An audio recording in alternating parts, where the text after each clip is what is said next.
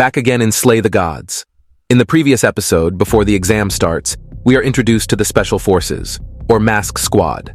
A mask squad consisting of 5 masked members is introduced. The first, Pink Mask, aka Rose, Blue Mask, aka Balance, Red Mask, aka King Agent of Time from the god Kronos, Purple Mask, aka Vortex, and Green Mask, aka Moon Ghost. And they are the ones who will test how great the abilities of the new disciples who will be selected later are. Long story short, after the 5 of them were going to attack Linchi and his group, but in the end their efforts failed to defeat him. After that, the 5 of them finally moved to the disciple dormitory to hunt down other disciples. Long story short, when Shen Qingzhu faced Moon Ghost, suddenly his plan failed to trick Moon Ghost because of the presence of Rose the Hammer, and forced Shen Qingzhu to jump out of the building while issuing a second bubble skill that was different before.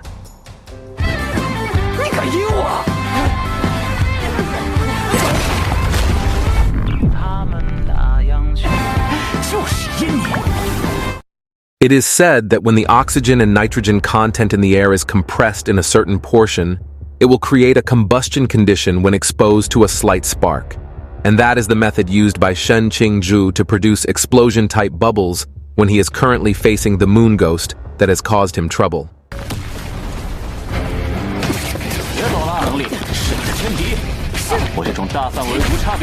However, in the middle of the fight, a giant sledgehammer hit Shen Qingzhu, and it came from the Pink Mask Girl, aka Rose, who arrived there along with the rest of the mask group. There was clearly no chance of winning if Shen Qingzhu had to fight a united enemy. That was when he snapped his fingers, but not to release a skill, but rather to give instructions to the disciples who had gathered for the ambush. Some disciples activated the trap that had been prepared. It was a kind of 4-sided deadly trap wall, useful for holding the mask squad so that it could not escape anywhere.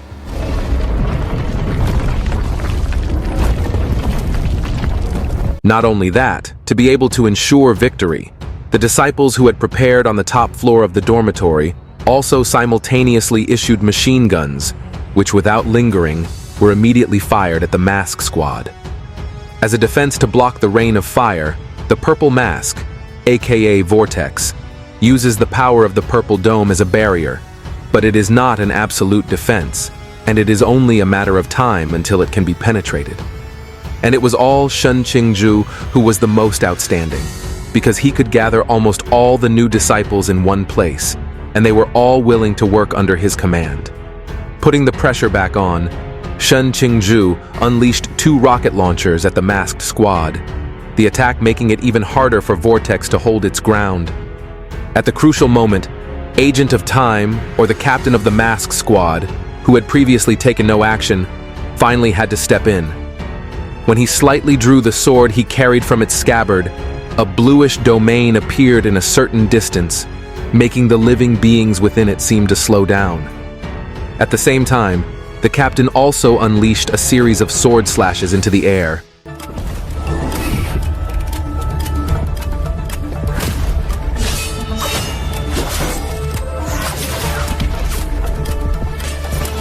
And when time returned to normal, the upper floor of the dormitory where the disciples were hiding was devastated by the captain's attack, while destroying all the hot bullets aimed at his team. Wow, crazy, bro.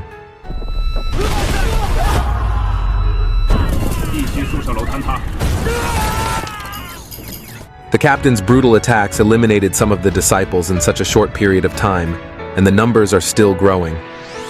After the incident, Linchi and his team finally began to move. Among the eliminated disciples, the Blue Mask, aka Balance, found a disciple not far from his location who came out of the rubble, and he was Cao Yuan the Sinner.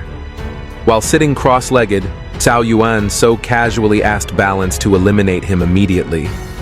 Of course, the masked man was surprised. So to make him feel confident, Cao Yuan put his sword on the ground and said that he no longer wanted to draw a sword, especially to kill someone. I thought this guy was weak. Turns out he seems to be hiding his strength, guys. On the other hand, Shen Qingzhu also managed to survive the destruction of the building. Thus, out of a total of over 200 disciples, there are only 5 people left: Linchi, Tuming, Molly, Cao Yuan, and Shen Qingzhu. The golden hummingbird-shaped flying object seen in the remains of the battle site suddenly exploded, as if to signal the start of the masked squad's continued battle against the remaining 5 disciples. Balance, who saw the explosion, was sure it must have been an act made by the disciples elsewhere, but before leaving he would eliminate Cao Yuan here first.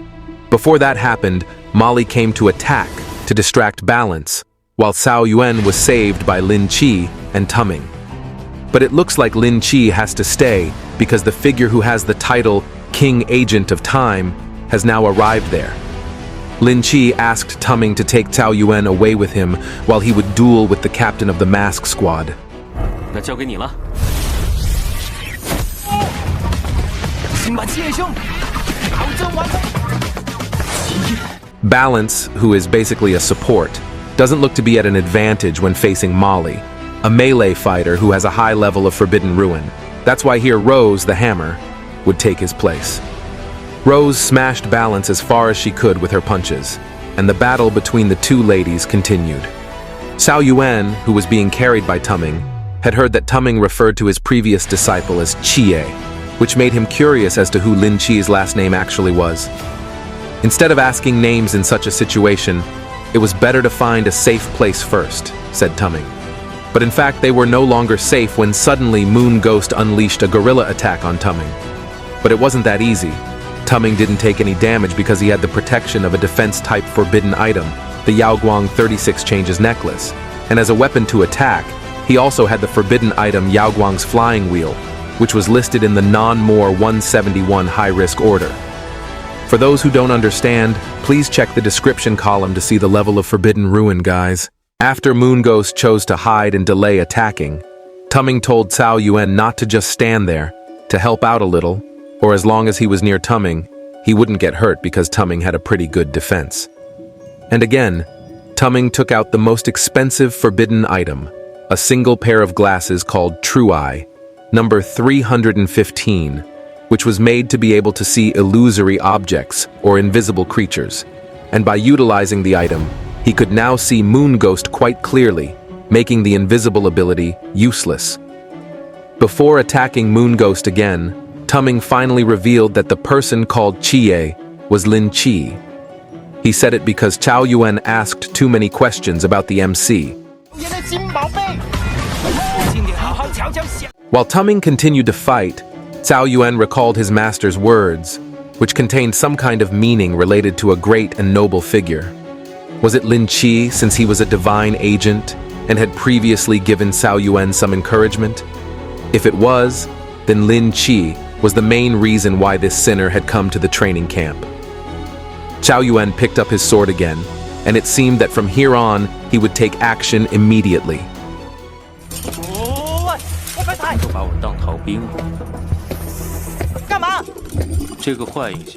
It was said that Cao Yuan's Forbidden Ruin was very dangerous, and just in case he had been promised a special treasure that was useful to be able to hold his Forbidden Ruin. Balance, who was knocked down by his partner, was reunited with Cao Yuan. He asked Balance to take him to the masked squad leader. Balance knew that Cao Yuan was a high-risk Forbidden Ruin owner, and instead of looking for the captain, it was better for Cao Yuan to fight him first. He promised to give Cao Yuan some advice, but in a rather defiant manner, Cao Yuan bluffed back, telling Balance to just get out of there before Cao Yuan finished reciting the spell. Elsewhere, there was Shen Qingzhu, who used an impromptu attack against Vortex, although the attack was still unable to deal damage. However, if the one-on-one duel continued against this purple-masked man, Shen Qingzhu was quite confident of winning. As night falls, we are taken to the place where Linchi is, and she is now face-to-face with the captain of the masked squad, who says that he has been waiting for Linchi for a long time. But that's not the case. Linchi here thinks that the captain is cheating because he's using an unusual sword just to fight a rookie, and without further ado, the two fight. From the series of swords released by the captain earlier, Linchi realized that if the captain used 2 forbidden skills at a time, it should be quite impossible to do even once. This masked squad captain was a god agent, and Tuming knew the reason why the masked squad captain was able to do so. As a god agent, he was actually only endowed with the skill of time control for a short duration, but he also had a forbidden item in the form of a sword named Yi Yuan, which had the effect of increasing attack speed. By utilizing the two powers in combination, even if the masked squad captain had suppressed his power to the vessel level, his attack power would be equivalent to the pond level. That was the reason why Linchi said that his opponent was cheating. A fighter who was at the vessel level would not be able to see through his sword attacks. Well, although the case for Linchi in his current condition was different, when the opponent unleashed a series of sword slashes at him, Linchi was in fact able to see the attacks in great detail. He was also able to avoid them because when night fell, Linchi also received the additional power of Starry Sky Dancer from the goddess Nyx. Controlling the forces that are combined with each other will certainly make a lot of mental energy drain. That was the condition of the opponent that Linchi already knew. So the masked squad captain must have a pause in attack to enter the cooldown time. And here, Linchi intended to find an opening to attack when the opponent entered that short cooldown time. Although it was a bit difficult, if done in the usual way anyway. That's why earlier, when forming the attack plan, Tuming gave Linchi a forbidden item number 343. It was shaped like a scroll that, when aligned with the blade of Yi Yuan's sword, then Linchi could block the opponent's attack without any effort. The scroll would make Yi Yuan's sword just like an ordinary sword that had no power effect. The reason why Tuming knew so much about the sword was because as a child, Tuming used the Yi Yuan sword to repel mosquitoes. And in the end, the weapon was given to the masked squad captain as a gift by his family. Molly wondered which clan Tuming's family came from. To his idol, Tuming tried to make himself look good. He introduced that he was from the Bailey family. Molly knew very well that Bailey's company was a wealthy family company, a place for forbidden item collectors. Molly hated rich kids, because usually the richer, the more annoying the kid is. Tuming was immediately nervous. Back to Tuming's fight against Moon Ghost. This time Tuming used some golden hummingbirds that could explode to terrify his opponent. Moon Ghost wondered how a beginner like Tuming had so many forbidden items that were expensive. Thinking for a while, he assumed that Tuming must be the son of a rich man from the Bailey family. But Tuming insisted that he was just an ordinary person, so don't call him a rich man's son. And then, in the middle of the fight, Tuming left the scene using his golden bird. So in the plan formed earlier, they would first look for another disciple who had a high-risk forbidden ruin, and after finding them, they had to create a condition. Where are the remaining disciples? As much as possible, one disciple had to face one member of the masked squad, and the plan was now working successfully. With Molly's strength, Linchi was confident that she could take on any member of the masked squad one-on-one, except for the masked squad captain, who was a god agent.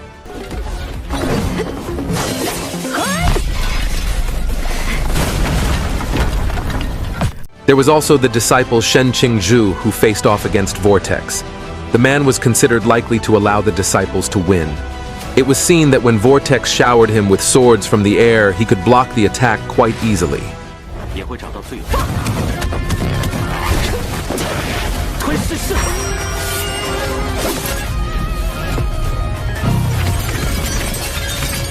Shen Qingzhu said that this Vortex was indeed quite powerful, but it seemed like the opponent that matched him was the masked squad captain. Besides, there was also Cao Yuan, who had a high-risk forbidden ruin, so he had hopes of winning.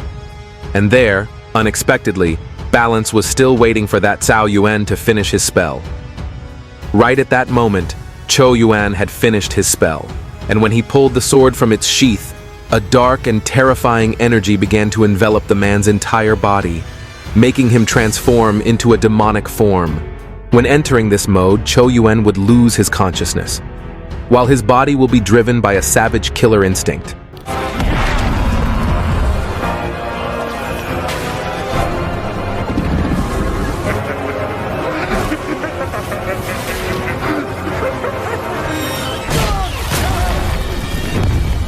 One quick and hard punch from Chou Yuan in berserk mode was enough to leave Balance stunned. Forbidden Ruin number 31, Black King Destroyer. That was an entity that was one number below divine power. Tu Ming wondered why a good person like Chou Yuan turned into a demon. The staff in the monitoring room felt more and more interested in the 5-on-5 battle that was currently taking place. Gung Yuan also felt that the batch of trainees this time was great. If they matured, they might be able to face the gods outside Daxia, who had recently tried to invade several times. If the masked squad was the great team that represented the past, then this batch of trainees would represent the future of Night Watcher. And now each member of the masked squad continued to be pressured by the remaining disciples. Molly still tried to continue to attack, even though the results of her victory were not yet visible. But she was still trying.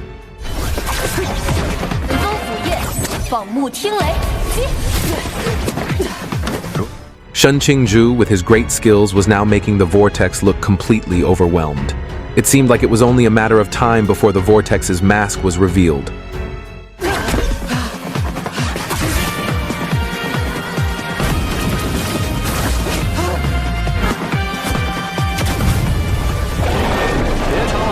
And Tu Ming, who had many expensive weapons, this time used another forbidden item, a staff that allowed him to control a total of 3,000 light swords. Before being hit by the rain of swords, Moon Ghost managed to survive along with Balance, who also suddenly teleported there. The two of them did not expect that the two rookies they were facing were so difficult. From the other direction, Cao Yuan unleashed a black sword-slash attack, and to avoid it, Balance activated a force field conversion, making the two of them be pulled into the air.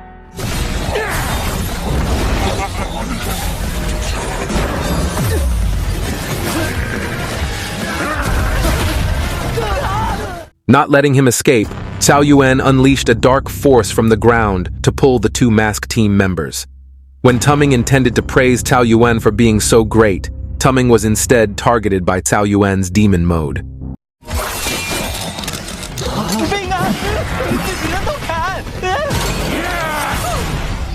In the other direction, Balance felt that he and the other members just needed to hold on, because as long as the captain won against Linchi and helped them, then the situation would soon turn around. We return to Linchi, who is still trying to find an opening to attack when the opponent enters his cooldown time. The most important thing in the fight is that Linchi must cut off the opponent's mask. The captain of the mask team believes that Linchi really wants to win, and that's the reason why he's still holding out so far. This battle between the two divine agents became a determination of which side would manage to achieve victory. And since the energy of both of them was almost depleted, the determination would be made through the last move that both of them would make. Using Lao Zhao's Moonflash technique, Linchi managed to cut off the mask of the captain of the mask team.